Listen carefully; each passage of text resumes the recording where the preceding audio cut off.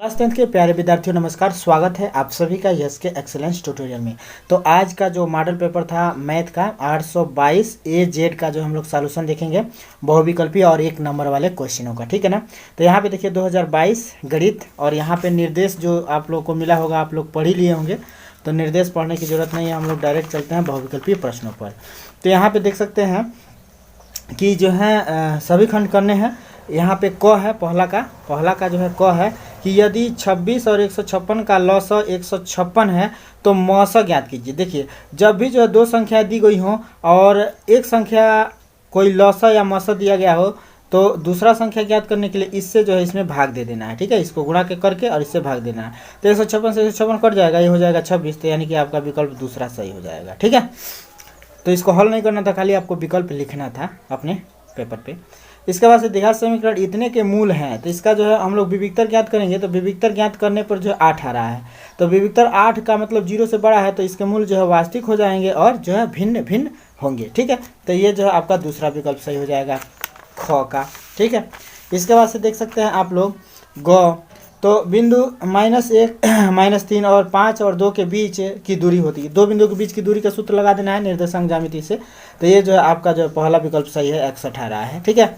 इसके बाद से जो है त्रिज्या r हो, एक वृत्त के कोण थीटा हो, तो त्रिज्या खंड के जो है संगत चाप की लंबाई, यानी कि ये चाप की लंबाई जो है पूछ रहा है। तो चाप की लंबाई का जो है सूत्र होता है थीटा बटे 360 पाई आर 2 पाई आर। तो थीटा बटे 360 2 पाई आर, ये वाला विकल्प आपका सही हो जाएगा, ठीक है। तो आई होप आप लोग जो है अच्छे से किए होंगे और पेपर जो है बहुत ही आसान आया था। जो नॉर्मल तरीके से भी पढ़ा होगा, सूत्र वगैरह याद होगा, तो पेपर आराम से करके आया होगा, ठीक है। आपका पेपर कैसा गया जरूर बताइएगा कमेंट में, ठीक है। और मॉडल पेपर के जो है लगभग 50% क्वेश्चन लड़ गए हैं और हम पहले से ही बता रहे थे कि मॉडल पेपर तैयार कीजिए, लेकिन आप लोग नहीं किए होंगे तो हम क्या कर सकते हैं। तो देखिए अब यहाँ पे देखिए दो समरूप त्रिभुजों की भुजाओं का अनुपात जो है 9 संबंध 16 है। तो इन त्रिभुजों के क्षेत्रफलों का अनुपात ये जो है मॉडल पेपर में दिया हुआ था, ठीक है, इसी से रिलेटेड है। तो जो है देखिए भाई मॉडल पेपर में दिया हुआ था क्या कि क्षेत्रफलों का अनुपात क्या होगा, इसमें जो है भुजाओं का अनुपात दिया। अच्छा, इसमें उसमें क्षेत्रफलों, उसमें जो भुजाओं का अनुपात पूछ रहा था, इसमें क्षेत्रफलों का अनुपात पूछ रहा है, ठीक है। तो भुजाओं का अनुपात दिया, क्षेत्रफल का अनुपात के लिए क्या कर देंगे भाई, त्रिभुज के क्षेत्रफलों का अनुपात इनके भुजाओं के वर्गों के अनुपात के बराबर होता है, तो इनका वर्ग कर देना है। तो यानी कि 9 81 16 256, तो ये वाला जो है आपका विकल्प सही हो जाएगा 81 और 256, ठीक है ना।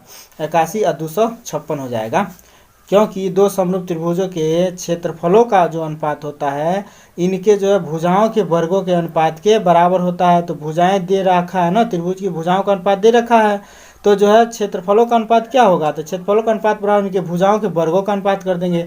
तो भुजाओं का वर्ग कर देंगे तो 9 9 81 या 16 256, तो ये वाला चौथा विकल्प आपका सही होगा।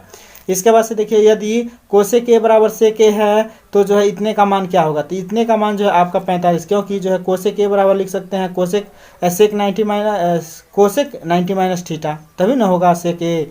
तो 90 माइनस ए, तो जो है कट जाएगा, सब मिला के जो है आपका 45 हो जाएगा। 2a बराबर 90 आएगा तो a बराबर हो जाएगा 45, तो a का मान 45 हो जाएगा, ठीक है। तो ये हो गया आपका। अब इसके बाद से देखिए ये क्या है, हाँ, 1 नंबर वाला क्वेश्चन, 1 नंबर वाला भी देख लीजिए। तो 5 मीटर लंबी एक सीढ़ी भूमि से जो है 4 मीटर की ऊंचाई पर जो है स्थित एक खड़ी जो है खिड़की तक पहुंची है। दीवार के आधार से सीढ़ी के निचले जो है सिरे की दूरी इसमें मिला लीजिएगा, इसका आंसर 3 आया है, ठीक है ना। इसके बाद से जो निम्नलिखित समीकरण के गुणों को हल कीजिए। तो इसको जो है अगर आप लोग हल करते हैं तो देखिए विलोपन विधि से अगर इसको हल करें तो जोड़ देंगे तो खत्म हो जाएगा, और 2 2 4y हो जाएगा, तो 4y यह जो है 20 हो जाएगा। तो जो है 4y ये हो जाएगा आपका 20, तो 4y बराबर 20, तो y बराबर हो जाएगा 20/4, तो 4 5 20 यानी कि 5। y का मान कितना हो जाएगा 5, y का मान हो गया आपका y बराबर 5। तो इस मान को जो है इसमें रख दीजिए ये पहले समीकरण में। तो x साधन 2 5 10 हो जाएगा बराबर 19, तो 10 घट जाएगा 19 में से, तो ये हो जाएगा 9। तो x का मान हो जाएगा 9, तो 9 हो जाएगा। तो सब मिला के x बराबर y बराबर 5 है, x बराबर 9 होना चाहिए, यानी कि x बराबर 5 x बराबर 9 और y बराबर 5, y बराबर 5 होना चाहिए इसका आंसर, ठीक है ना। और इसको देख भी लीजिए, 5 दूना 10 और 9 19 हो जाएगा। जब मुँह जबानी भी बता सकते हैं, लेकिन हल करना था। अब देखिए एक लंबवृत्तीय बेलन की जो है त्रिज्या 7 सेंटीमीटर है तथा ऊर्ध्वाधर ऊंचाई जो 8 सेंटीमीटर है। तो बेलन का वक्र पृष्ठीय क्षेत्रफल, तो बेलन का वक्र पृष्ठीय क्षेत्रफल क्या होता है, तो आप लोगों को पता है कि 2 पाई आर एच होता है, 2 पाई आर और एच होता है बेलन का वक्र पृष्ठीय क्षेत्रफल। तो इसमें मान भर देना था 2 × 22/7 और गुणे आर का मान 7 दिया है, गुणे जो है ऊंचाई जो है 8 दिया है, तो यहाँ पे 8 भर देना है और इसको जो है सॉल्यूशन कर देना है। 44/8 जगह कितना हो जाएगा, तो 352। तो इसका आंसर आ जाएगा इसका आंसर 352 हो जाएगा। ठीक है, मिला लीजिएगा। इसके बाद से जो है काश 46 दिया है, साइन 44 दिया है, तो इसका मान क्या हो जाएगा 0, क्योंकि साइन 44 बराबर हम लोग लिख सकते हैं साइन 90 - 46 लिख सकते हैं 46 भाई 44 46 90 हो जाएगा ना, तो 46 लिख सकते हैं।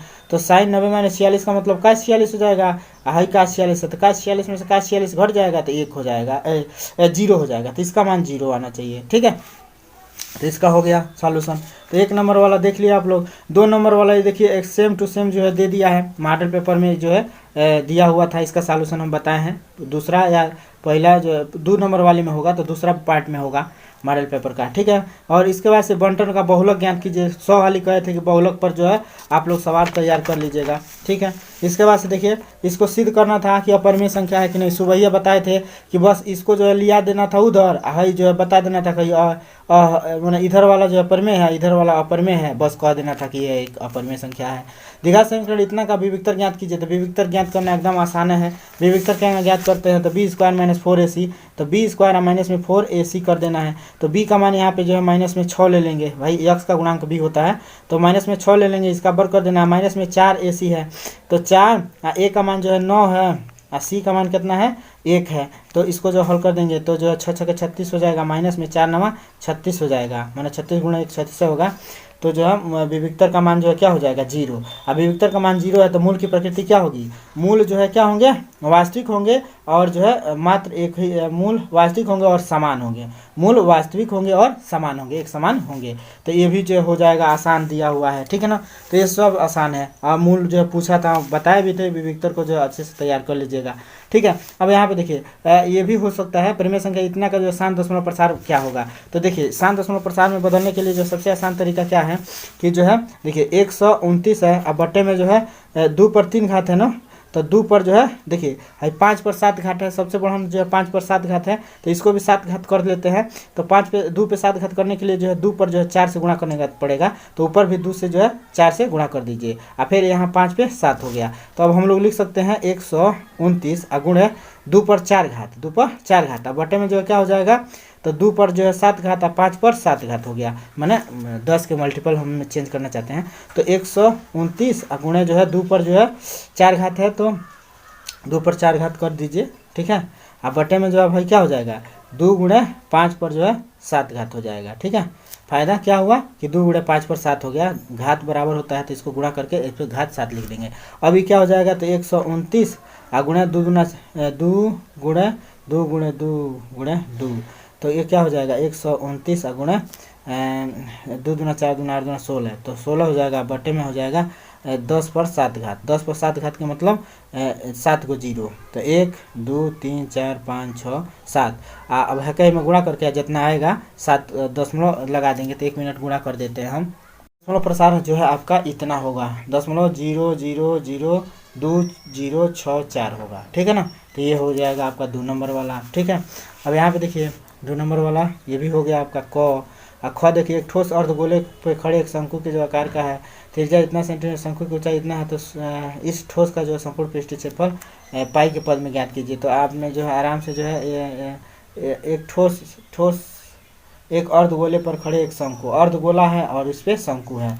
ठीक है, तो शंकु का जो है पृष्ठीय क्षेत्रफल और अर्धगोले का जो है पृष्ठीय क्षेत्रफल निकाल के इसको जो है सॉल्व कर जोड़ देना था। ठीक है ना, अर्धगोले का पृष्ठीय क्षेत्रफल क्या पूछ रहा है, संपूर्ण पृष्ठीय क्षेत्रफल, तो इसका पृष्ठीय क्षेत्रफल निकाल देना, अर्धगोले का इसका पृष्ठीय क्षेत्रफल निकाल के जो है जोड़ देना था। ठीक है, आसान था। और ये जो है देखिए त्रिभुज का क्षेत्रफल का जो है सूत्र में रख देना था, दिया हुआ है। ठीक है, तो ये भी आसान था। और 3 सेंटीमीटर त्रिज्या के वृत्त और 5 सेंटीमीटर त्रिज्या के एक सेकेंडरी वृत्त की जो है मॉडल पेपर में 100% दिया था। ठीक है, तो मॉडल पेपर में लड़ गया था। इसके बाद से देखिए क्या है, मॉडल पेपर वाला को लड़ गया, 2 सवाल हो गया उधर मॉडल पेपर का हल वाला। और देखिए समीकरण इतना को जो है मूल ज्ञात कीजिए, तो इसको द्विघात समीकरण के रूप में बदल देना है, इसका इसमें गुणा कर देते हैं। तो यक्स का जो है एक्स स्क्वायर हो जाता, माइनस में जो है क्या हो जाता, अरे ये हो जाता आपका कितना हो जाता, देखिए यक्स माइनस में 1/x है, तो यक्स का इसमें गुणा कर देंगे तो यक्स का स्क्वायर माइनस में 1 में यक्स बराबर जो है हो जाएगा 3 हो गया। मैंने इतना को जो है इसका इसमें गुणा कर देंगे, बराबर 3 दिया है तो इसका इसमें गुणा कर देंगे तो वर्ग हो जाएगा, और फिर माइनस में 1 में एक्स, फिर इसका इधर गुणा कर देंगे तो एक्स का स्क्वायर माइनस में 1 और बराबर इधर हो जाएगा 3x। इसको इधर ला देंगे तो एक्स का स्क्वायर माइनस में 3x और माइनस में 1 बराबर हो जाएगा इधर 0। अब ये द्विघात समीकरण के रूप में बदल गया। अब जो है क्या कर रहा है, तो मूल ज्ञात कीजिए, तो विविक्तर निकाल देंगे b स्क्वायर माइनस 4ac से जो है फटाक से निकाल देंगे। तो b का मान जो है देखिए क्या दिया हुआ है, तो माइनस में 3 का वर्ग कर देंगे और माइनस में जो है 4a, तो 4a का मान 1 है, माइनस में 4 4ac, तो c का मान माइनस में हो जाएगा तो ये हो जाएगा प्लस। ठीक है, तो 3 3 9 और 9 और 9 4 13, तो ये हो जाएगा 13। ये आपका आंसर होना चाहिए 13। ठीक है ना, ये आपका इसमें 13 आंसर होना चाहिए। एक समकोण त्रिभुज में सिद्ध कीजिए कि कर्ण का वर्ग ये जो है बहुत ही कठिन है, इतना जल्दी नहीं हो पाए। इसको देखिए बारंबारता सारणी के काम जो है माध्य ज्ञात कीजिए, तो इस समांतर माध्य जो है ज्ञात कर देना था, एकदम आसान था। ठीक है, इसके बाद से जो है देखिए इसमें जो है अब क्या है, ये देखिए ये बहुत ही आसान है, माध्यिका ज्ञात करना है। ठीक है, ये आपका जो है मॉडल पेपर में दिया हुआ था। इसके बाद से 10 मीटर कष्ट में ये भी जो हो जाना चाहिए, तेरे को मॉडल पेपर में दिया था एकदम। आइए जो है इसको हल करना है ब्रजगुणन विधि से। ये देखिए जो है ब्रजगुणन विधि का जो हम बताए थे सवाल वगैरह जो सूत्र कैसे याद, खाली भर देना इसमें। ठीक है, और ये जो है देखिए ये जो है ये जो है कहे थे कि जो है या तो 2/3 दे देगा, नहीं तो 3/4 दे देगा, ऐसे ही जो है दे देगा। तो इसका जो है आप लोग को त्रिभुज बनाना था, बहुत ही आसान था रचना है। अब नहीं किए होंगे तो भाई कोई क्या कर सकता है। देखिए दो संख्याओं के वर्गों का अंतर दिया है, नहीं तो देखिए एकदम मॉडल पेपर में इस टाइप का दिया हुआ था। एक शंकु के आकार का जो है समान त्रिज्या वाले जो है ये भी जो है दिया हुआ था, ये जो है नहीं दिया हुआ था। हैं बस ख़त्म हो गया आपका। हैं तो बहुत ही आसान पेपर था, इसमें कोई दिक्कत नहीं था। चलिए अब जितना भी हुआ होगा अब अगले जो है क्लास की तैयारी कीजिए, और फिर मिलते हैं दोस्तों। हमारे लिए कोई सहयोग होगा तो ज़रूर बताइएगा। वैसे जो है हम कोई भी जो है ऐसा वीडियो नहीं बनाते हैं जो काफ़ी जो है फाल्स हो, ठीक है ना। तो इसलिए जो है आप लोग जो है हमारे चैनल को भी जो है प्रमोट कीजिए, और जो है बच्चों से बताइए कि जो है अच्छे से जो है हमारा क्या रिस्पॉन्स है। ठीक है, फिर मिलते हैं अगले वीडियो के साथ, तब तक के लिए जय हिंद।